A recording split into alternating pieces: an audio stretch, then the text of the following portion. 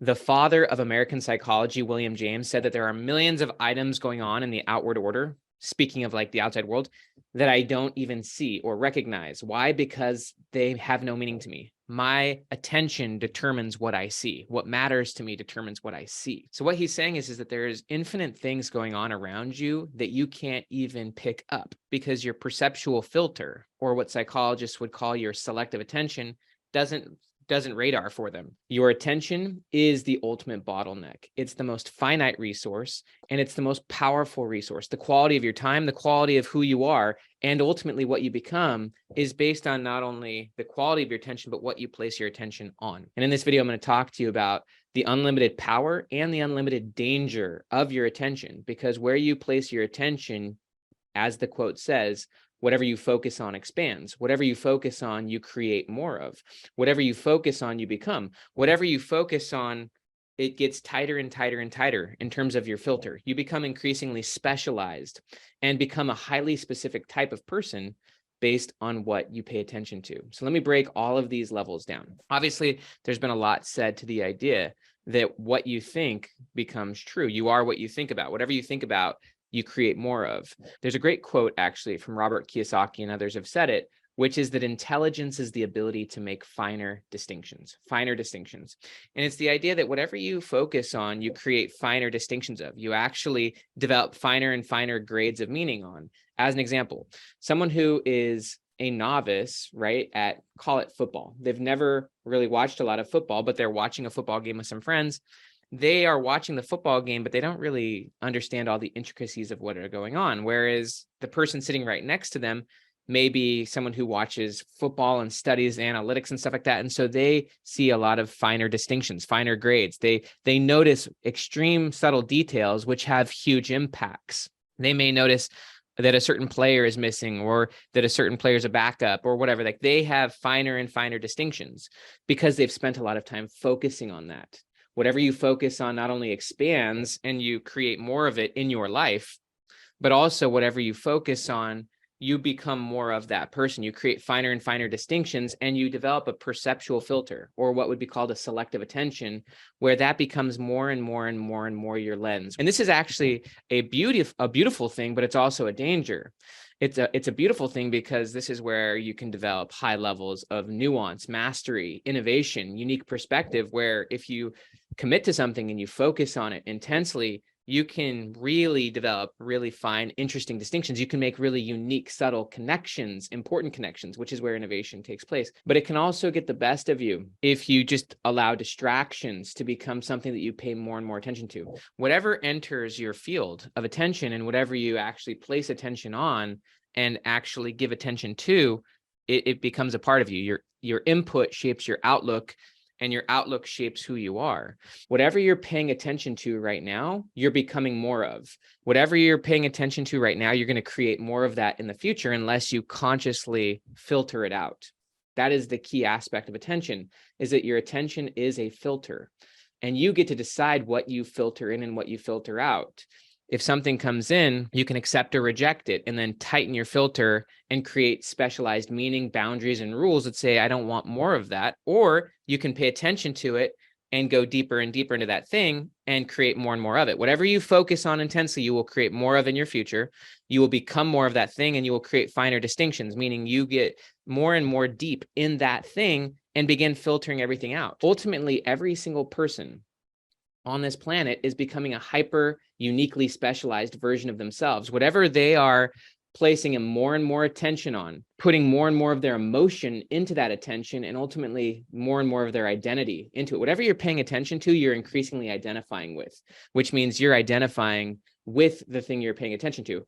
Back to the football example. If someone watches one game of football, they probably don't identify as someone with that, but maybe they then go back, spend more time with their friends, and ultimately it becomes an increasing part of their identity. And as it becomes an increasing part of their identity, it becomes an increasing part of their future. It becomes an increasing part of their goals, their objectives, how they organize their life, how they organize their time. And it becomes more and more and more. Maybe they were just watching one game a month. Now they're watching one game a week. Now they're watching 4 hours of sports commentary a day. Little things ripple into big things. One of the economic principles or chaos theory principles of this is called the butterfly effect, which is the idea that little things in a nonlinear system can eventually create huge changes in the whole. So they talk about like a butterfly wing flapping. This is why it's called the butterfly effect, is a little butterfly flapping its wings a few weeks later can create a tornado. It's just the idea that little changes in a nonlinear system can eventually create large impacts.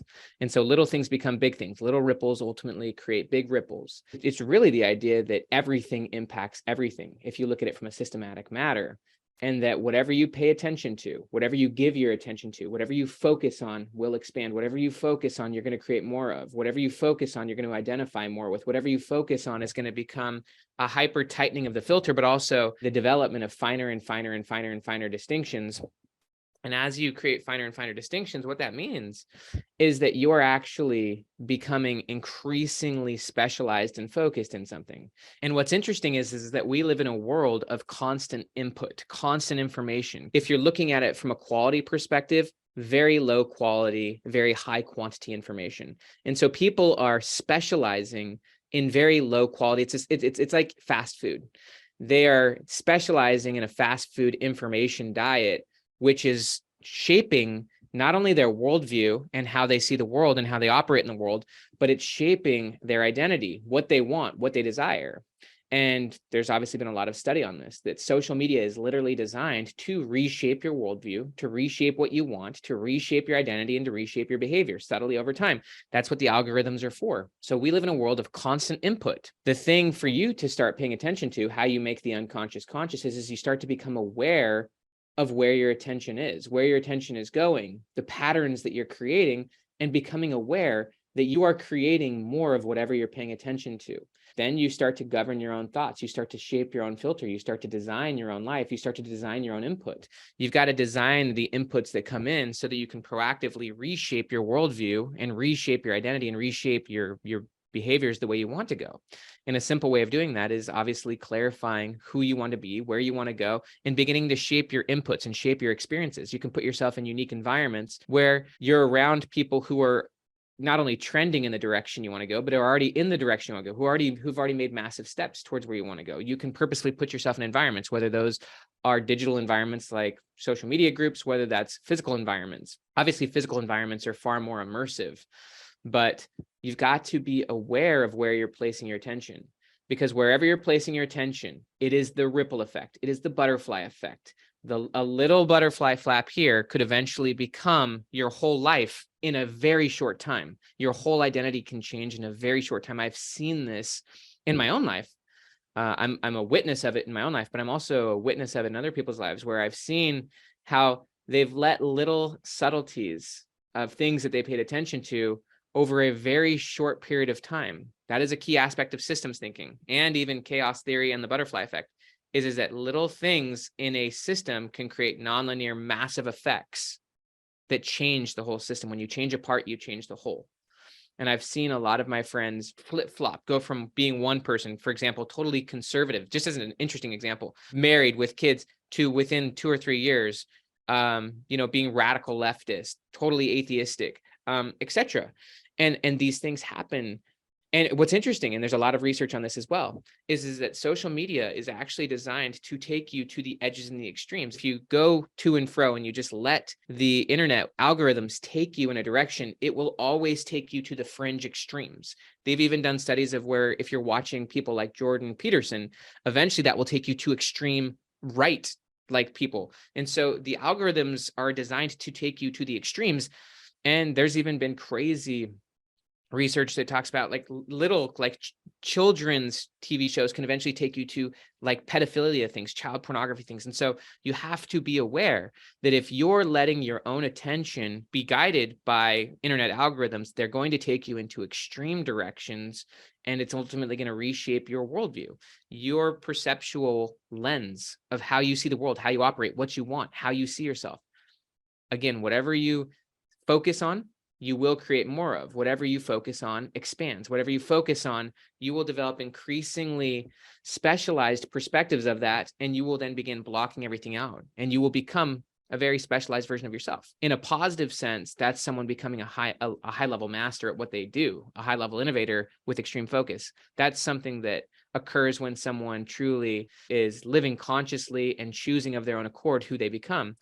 The opposite can happen when you let subtle things in that eventually take over the whole system, alter your identity, take you directions you didn't want to go, and then you find yourself wondering how you got there. That's when you set your future self up for disaster. With all the research on future self, past, present, future self, there's a great quote from Robert Greene and 50 Cent. They said that by our nature as rational, conscious creatures, we cannot help but think of the future. But most people, out of fear, limit their views of the future to a narrow range. They think of just the days to come, a few weeks ahead, perhaps a vague plan for the month. We're generally dealing with so many immediate battles, they say, that it is hard for us to lift our gaze above the moment. It is a law of power, however, that the further and deeper we contemplate the future, the greater our capacity to shape it to our desires. So most people are dealing with what psychologists would say is the battle between your present and your future self.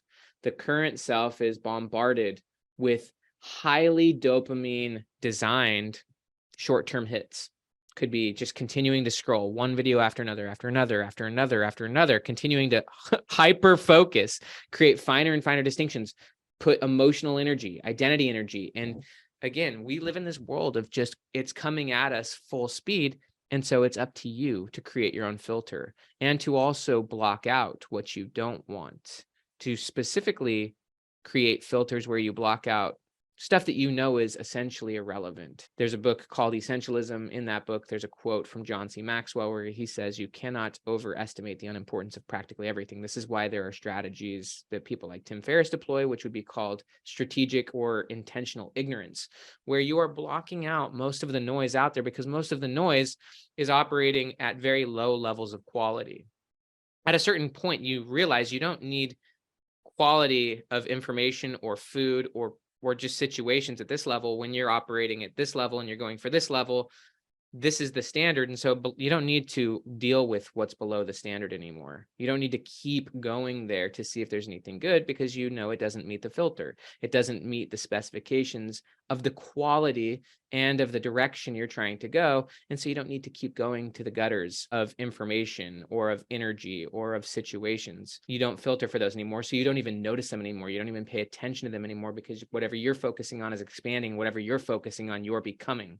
So I challenge you to create the filter. Whatever you see is not the world, it's who you are. And it's your responsibility to create your own perceptual filter. It's your responsibility to choose what you pay attention to and what you become, and then to bring the inputs in that will be the nourishment to the garden of your mind that you're ultimately trying to create. Your mind is like a garden, as James Allen says, and as a man thinketh. And whatever you're letting in and whatever you're doing and whatever you're saying is watering certain plants. Either you're watering weeds or you're watering certain types of fruit that you specifically want to have. And the more intentional you get about your future self, the more you can start planting various types of fruit that will ultimately expand you into a completely different person. Here's what's absolutely amazing and crazy, and this will be the last thought, is that who you become is completely nonlinear to who you are now. You're not the same person, and you're not even comparably the same person as you were 5 years ago or 10 years ago.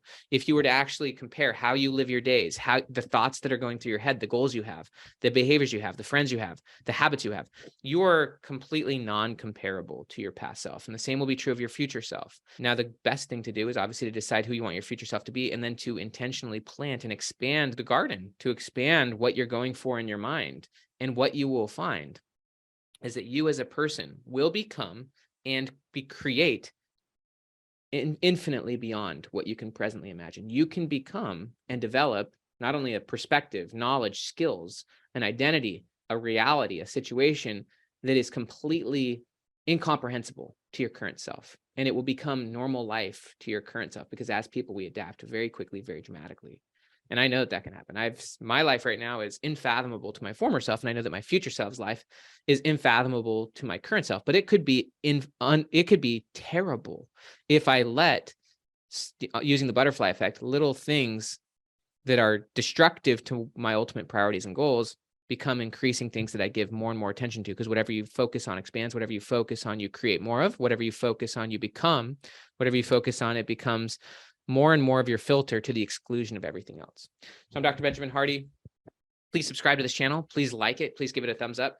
Also down below, just right down below, are PDFs of these two books, Be Your Future Self Now and also The Gap and the Gain, which is a book I wrote with Dan Sullivan. If you're in the United States, you can click the link and download the free Kindle versions of those books. If you're not, check out my Peak State Checklist, which is a morning routine checklist I created a few years ago that's been downloaded almost 1 million times. Have an absolutely amazing day.